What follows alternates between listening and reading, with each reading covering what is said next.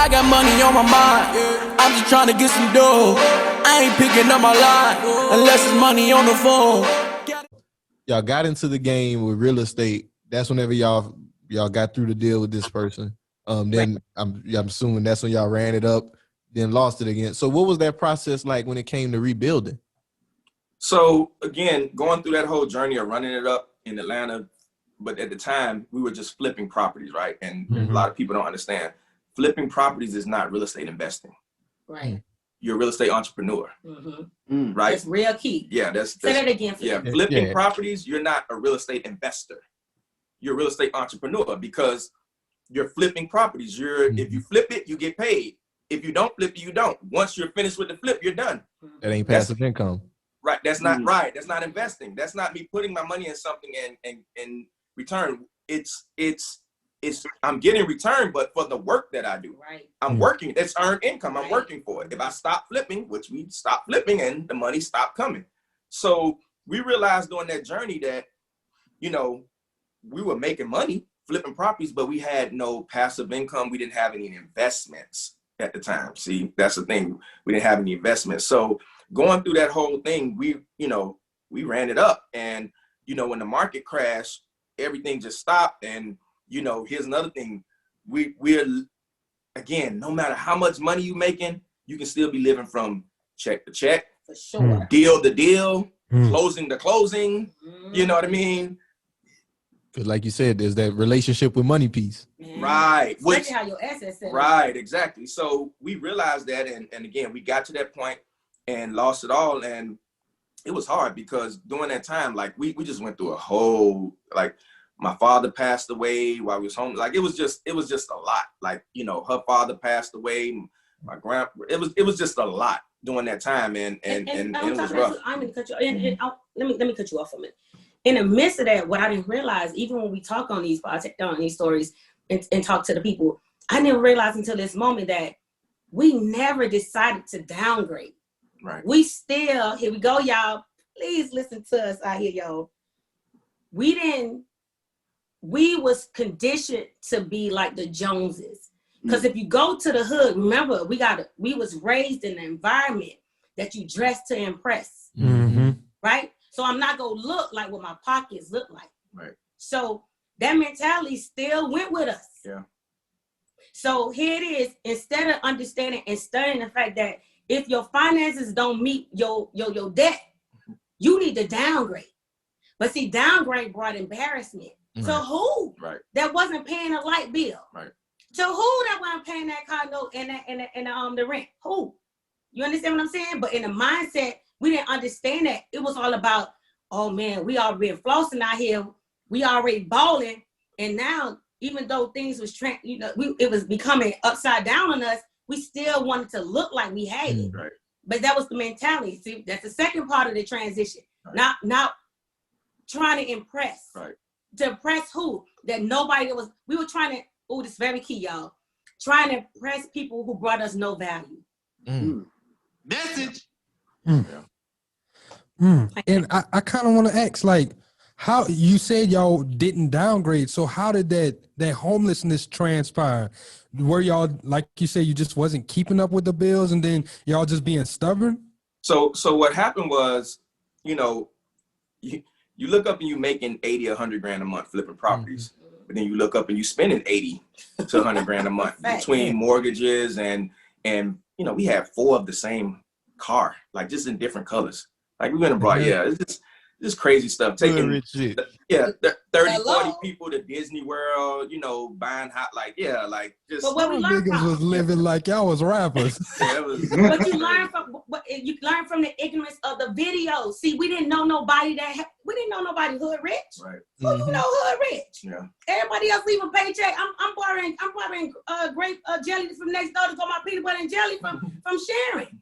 So ain't nobody in my environment that was even on our level to even learn from. Right. So our mentor went inside of our place, and our mentor went obsolete anyway. Yeah, so at the end of the day, we didn't have anybody in our environment to teach us how to, to move in a different route or, to downgrade. And now you want to start making investments this way. We didn't understand that. All we knew, we took our hood raising mentality and Paki and you can elaborate on this. he took his savings from his parents taught him how to save. My mama was a maid, so my mama lived from paycheck to paycheck.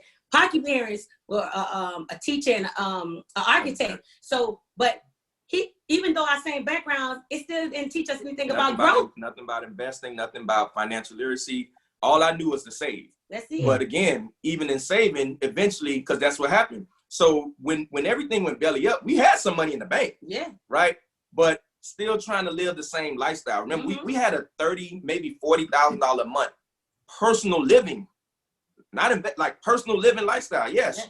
You know what I mean? With going places, doing things. So when the income stopped coming in, instead of downgrading, again, we kept trying to live that same lifestyle. When people would call and say, hey man, I need a few $1,000s for my mortgage. We can't say I ain't got it.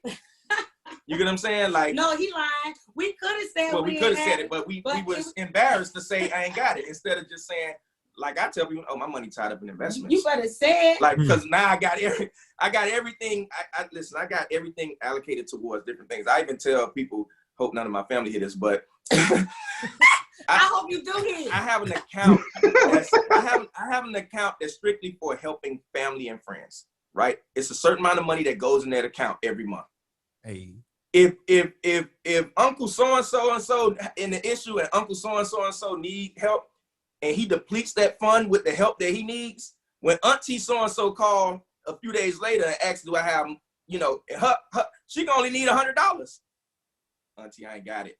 Because the fund for helping friends and family has been depleted until it fills back up, until whatever's in there. And that's it. No matter, I can have $1 million in the account. That ain't for that. That's for something else. So going through that whole thing and, still living that lifestyle is just slowly, you imagine, you see 6 figures just slowly going. But when you living off of 30 grand a month, a couple of $100,000, it goes quick. Fast. It goes real fast. So it goes down. And I remember during that time, it's amazing. God was still blessing us. Ooh, was he? Like it was from money. Could you imagine getting a call from somebody saying, hey, this deal that you did like 6 months ago, it finally just happened and, we'll send you a check for 20 grand. What? Okay. Mind you, we going, but even then did not take that seed and plant it. We ate that seed. Yeah, we did. And we ate it with debt. Yes. Ignorance, please listen to me, young people. Ignorance. You know what we did? We paid off our debts. That still was going to make debt the next month. Right. Why? That money's supposed to them new money's supposed to make money. Right. To then pay debts when it was time. Because the debtors could still be there. Yeah. They don't give a damn. They can wait. If I sent you $5, hush. Right. I'm not gonna rush in and pay you back for something. The only thing we had to secure was our livelihood. We had to secure our shelter, our cars, and we had to and food. That's it. But we didn't. We took care of debt and we went right back belly up again because we had no money relationship. No money relationship. So when it all goes away, now we at a point where we got the eviction notice and this and the cars being repoed and things are getting bad. And now we got to go and find somewhere to stay because, we don't have. So we go to stay with a relative. You know what I mean? And we all in one room with a relative. And, it just, that didn't work out. And then, you go to another relative and that didn't work out. And you go to another friend and it just, you bouncing around from place to place because it's me, her, and 3 kids. Oh, mind you, Jim, ding, ding, ding, ding. I should have a gym bell. Jim, you know what? Let me tell you, you know what? Guess what? Ain't none of them people take us in who we took care of. Yeah. Oh, yeah. Wait, let me say that. Yeah. All those people who mortgages we were paying and light bills and doing all that stuff for, none of those people took us in. And gave us a frozen cup. Yeah. None of those people got us a meal or nothing. You know that free tap water? Yeah. Okay, all right. Yeah. Wow. Yeah. Okay. Yeah. That's toe up, man. We were homeless for 3 years. Yep. That's toe up, bro. Like, and not one took y'all in. Not tap water. That's crazy. Yeah. But that just showed you. And you said something in there too that I just really want people to not sleep on. I got to touch on it twice. You said not sinking your new money and old debt that's gonna still be there. Like that one, because there's somebody out there right now that just might have got some money, might be getting some money, your stimulus money and you was like, hey, I'm gonna throw $600 in my student loans, and they still gonna be back to see you next month. What you say? Yes. They still gonna be back to see you next month. Sally Mae gonna be living good off that shit, honey. Yeah. No. Like, and this is not to say that you shouldn't pay your loans. This is not to say that you shouldn't stay on top of your debt. But it was very much a lesson that I appreciated that y'all said for people, if they pay attention, that like you got to take that new money and put it into something that's going to make you more money. Buy assets that are going to generate income. Like that's how you're going to pay off your debt a lot quicker and deal with your situation and end up in a better situation when things start to crumble, because you have assets that are going to be able to hold you up versus just sinking your money into debt. Right. Because what usually happens is, and we didn't learn this until the fourth time around, but what usually happens is, y'all heard that? Yeah, the fourth time. I was just about to say that. But usually what happens is you accumulate this debt, right? And then like you said, well, first off, the first mess up is most likely you're accumulating debt on things that don't make you money. There you go. So this is why our rule now is we only borrow money to make money. That's all. Right? You only borrow money to make money. But let's just say you messed up and you borrowed money to ball out, right? So now you borrow money on something that's not going to make you money. But now once you got it together and you realize, and you now go make money, you get a stimulus check, income tax, a big lump sum of money. You know, this is not financial advice. I'll tell you what we did. Yeah. We now would not go and pay off bad debt. No. I would now take that money and invest it to make money, and now take the money from the investment and then start to pay off the debt. Because what happens is once the debt is paid off, that generator is still generating more money. Yeah. You get what I'm saying? And that's the way that we learned, because before what we would do, we would take the money and go pay off debt. And believe it or not, you be like, ooh, I feel good. But then guess what happens? No more in money. a few months, you right back in debt again, because you swiping them cards again because you really needed that money. Right. You get what I'm saying? You swiping them cards again, and then you look up 6 months, back in debt again. And it's like a vicious cycle, you know? I'm glad y'all spoke on that. That's a major piece, like my brother Jerry was saying, when it comes to your personal finance journey. I'm glad that even though it took y'all 4 times, y'all internalized that lesson and share with everybody. Yeah, man. And the crazy part about it, why we keep saying young people, because see, we did this while we was young. We had time to mess up. See, now in our 40s, we ain't got time to be messing. You messing up in your 40s, we need to go in the corner. Because you need a good bop. Like, what is going on? This ain't that time. Like, what you doing? Like, right now, you doing stupid shit. Like, for real. Like, that shouldn't even be going down no more in your 40s, because you had enough time to get it together. Right now is the time to really be sitting back and watching your harvest start to come in. This is when you start to collect in your farming right now. This is that season. And I'm going to go back to Jerry real quick. I don't know if it's like that anymore. What I learned too, even in my debt when I had student loans, I didn't know that as long as I sent them $5, as long as I was positive, you were servicing there was nothing they can say to me. Yeah. So it's not like I had to take. It doesn't matter about if you had $600 to $100,000 in student loan. As long as you're positive, they cannot bother you. And that's with all debt.